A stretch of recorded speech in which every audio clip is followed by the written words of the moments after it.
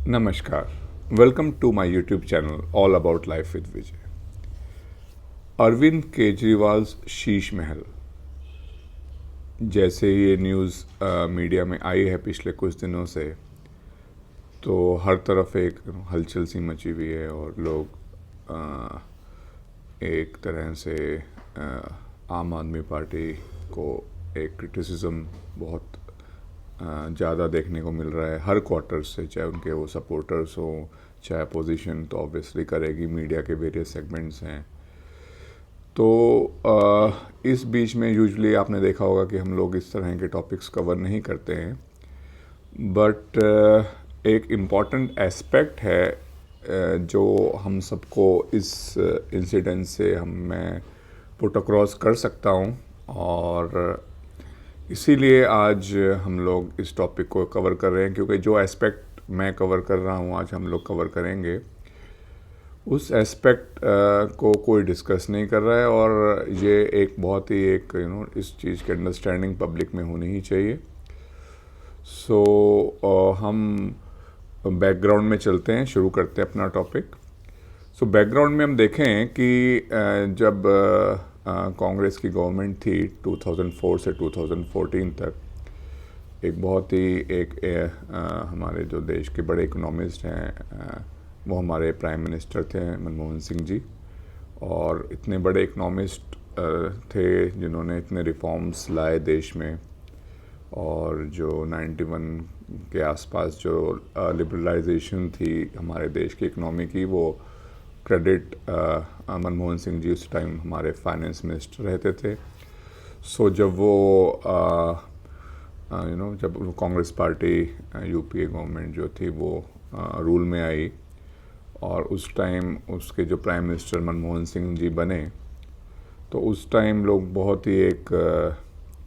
विश्वास था लोगों में कि भाई देखो इतने बड़े इकोनॉमिस्ट को हमने मौका दिया सेकंड टर्म में, खास करके कि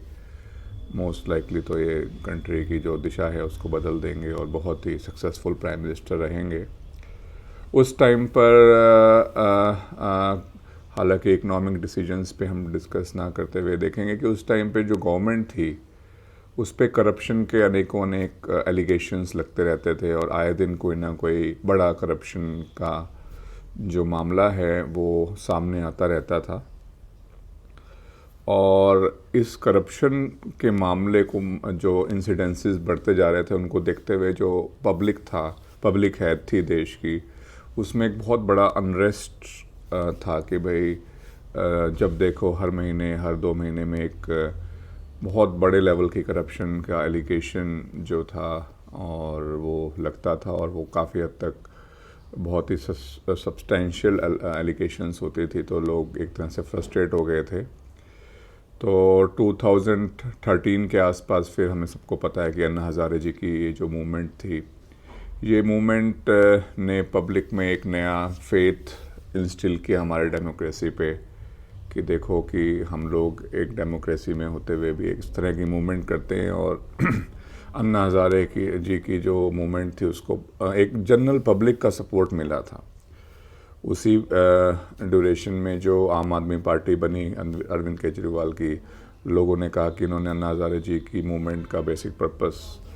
जो है वो हाईजैक कर लिया, और वो मूवमेंट बनी। उनके कई सारे जो फाउंडर मेंबर्स थे, और वो लोग इसी बात पे आगे आए कि भाई हम तो एक बिल्कुल ही सिंपल सी गवर्नमेंट चलाएंगे, एक आम आदमी की तरह चलाएंगे, इसलिए पार्टी का नाम भी आम आदमी पार्टी लगा। और with in next Delhi elections में कुछ ही टाइम में गवर्नमेंट आम आदमी पार्टी की दिल्ली में पहले कांग्रेस के साथ बनी, मतलब कांग्रेस के आउटसाइड सपोर्ट से बनी, और फिर अब तो हमें पता है कि they have swept the Delhi elections. और फिर इतने 10 इयर्स के शॉर्ट ड्यूरेशन में, अराउंड 10 इयर्स के शॉर्ट ड्यूरेशन में पंजाब में भी आम आदमी पार्टी की गवर्नमेंट बनी, और एक नेशनल पार्टी का जो है आम आदमी पार्टी को स्टेटस मिला। अभी पिछले महीने या इसी महीने ही ये स्टेटस आम आदमी पार्टी को मिला, और लोगों का जो डेमोक्रेसी पे विश्वास सा था, हमारे जो एक तो 2014 के बाद बीजेपी लेड एनडीए की जो देश के one of the most popular leader रहे हैं नरेंद्र मोदी जी, उनकी जो लीडरशिप में एक तरफ से ये गवर्नमेंट चल रही थी, इधर से आम आदमी पार्टी का जो एक राइज था, एक कर्व है, वो बहुत ही एक तेज़ी से बढ़ता हुआ ग्राफ चल रहा है कि भाई हम सबको पता है कि आम आदमी पार्टी ने नेशनल पार्टी का स्टेटस एक बहुत ही कम टाइम में पाया। इधर से जो लीडरशिप नरेंद्र मोदी जी की है वो तो पूरे वर्ल्ड उसको जानता ही है कि तो डेमोक्रेसी पे जो फेथ लोगों का वो वापस लौटने लगा। और फिर तभी ये न्यूज़ जो अरविंद केजरीवाल जी की शीश महल जो कि 45 करोड़ रुपीस में उन्होंने अपना जो ऑफिशियल बंगला है दिल्ली में उसको रिनोवेट किया, और 45 करोड़ सुन के लोग जो एक उनके सपोर्टर बेस और एक जनरल पब्लिक बहुत ही ज़्यादा हैरान हुई। और सडनली ऐसा माहौल बन गया है, हम सब देख रहे हैं, फील भी करो आप किसी भी न्यूज़ चैनल में या किसी भी डिबेट में जाएं तो वो आपस में एलिगेशंस लगा रहे हैं, वो समहाउ कुछ लेम एक्सक्यूजेस दे रहे हैं। आम आदमी पार्टी के कुछ leader they are coming up on the media and putting up a brave face, but जो एक कॉमन मैन है, जो बेस लाइन ग्रास रूट जो इतनी जल्दी जिसने 10 साल के अंदर आम आदमी पार्टी को नेशनल लेवल की पार्टी बना दिया था, वो एकदम से डर गया कि भाई डेमोक्रेसी में ये तो बहुत ही गलत बात हो गई, अब तो हमें फेथ ही नहीं रहा। या आपस में लोग बात कर रहे हैं, देखो अब तो कोई फेथ ही नहीं है, सब नेता और सब पार्टीज ऐसी ही हैं, तो डेमोक्रेसी इंडिया की तो कुछ हो ही नहीं सकता।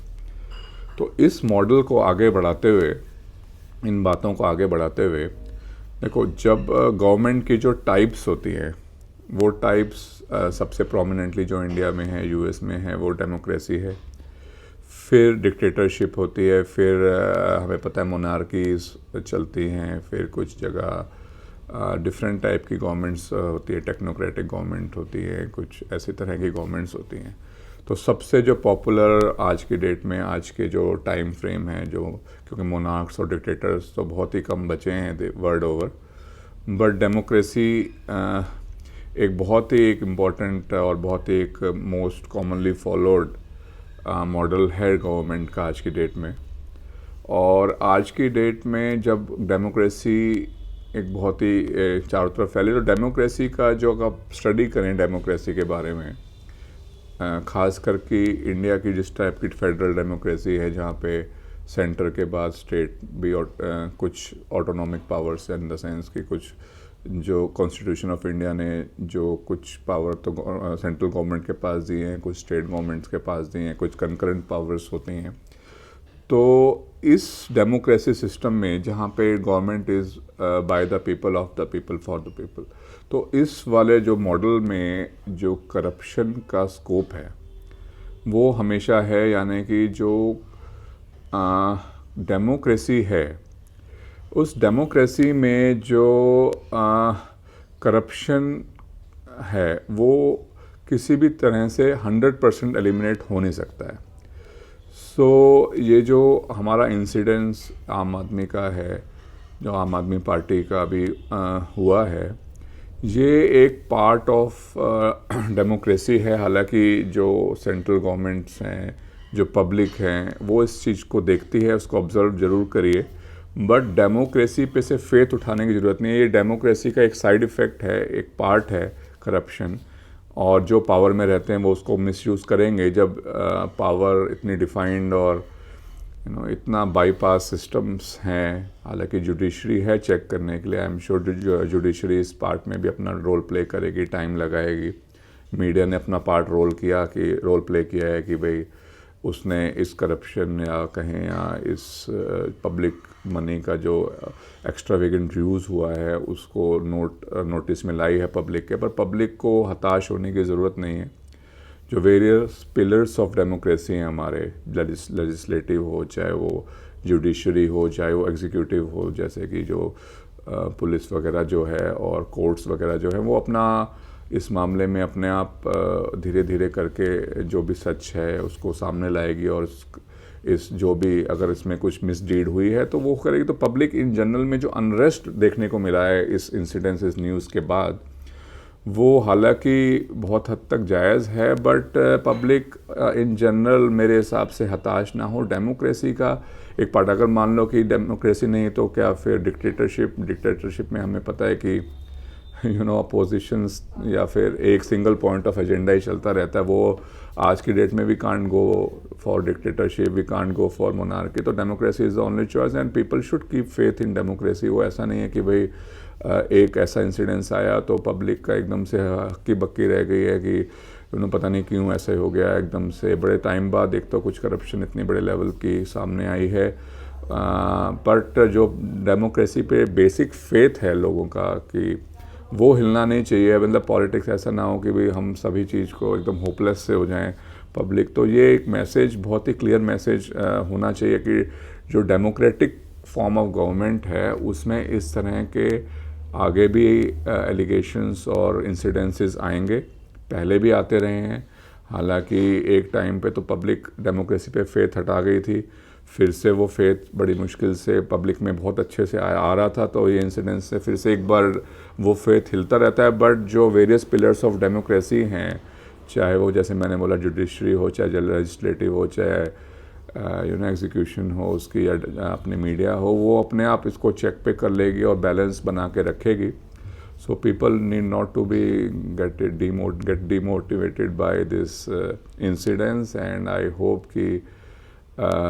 जो मैं पॉइंट पुट अक्रॉस करना चाह रहा हूँ कि भाई डेमोक्रेसी का एक इनहेरेंट पार्ट है, ये इसको अपने आप ही संभाल लेंगे इस इंसिडेंट को।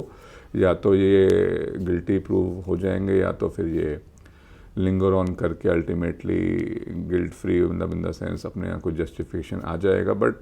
पब्लिक इन जनरल को होपलेस नहीं होना है हमें कि इस इंसिडेंट से हमें डेमोक्रेसी पे अपना जो हम इतना अच्छा पॉलिटिक्स की तरफ लोगों का इंक्लिनेशन पिछले 10-15 साल में बढ़ा था कि वो उस चीज़ों को इग्नोर ना करें। और इस बात को मेरे ख्याल से इस वीडियो के ज़रिए हम लोग समझ गए होंगे कि क्या मैं पुट अक्रॉस करना चाह रहा हूँ कि हमें किस हिसाब से आगे बढ़ते रहना है, अच्छे काम करते रहना है और पॉलिटिक्स पे भी गिव अवे होप नहीं करनी है इस इंसिडेंट के बाद भी। Thank you so much.